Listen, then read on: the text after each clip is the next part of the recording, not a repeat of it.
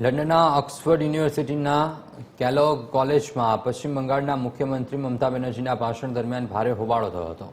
Student federation of ઇન્ડિયાના વિદ્યાર્થીઓ, નેતાઓ અને મુખ્યમંત્રી સામે ઉગ્ર વિરોધ નોંધાવ્યો હતો. વિદ્યાર્થી નેતાઓએ મમતા બેનર્જીને ગો બેકના નારા લગાવી વિરોધ પ્રદર્શન કર્યું હતું.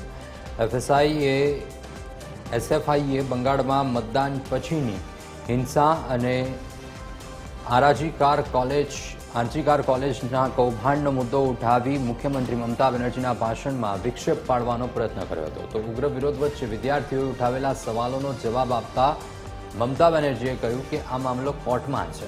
હવે મામલો કેન્દ્ર સરકાર પાસે છે. અહીં રાજકારણ ન કરો. આ પ્લેટફોર્મ રાજકારણ માટે નથી અને રાજકીય પ્લેટફોર્મ ન બનાવો. તમે બંગાળ જાઓ અને તમારા પક્ષને વધુ મજબૂત બનાવો. તો ભાષણ દરમિયાન ઉગ્ર વિરોધ વચ્ચે મમતા બેનર્જીએ ભીડને એક ફોટો બતાવ્યો અને કહ્યું કે તમે મારી આ તસવીર જુઓ, મને કેવી રીતે મારવાનો પ્રયત્ન કરવામાં આવ્યો હતો.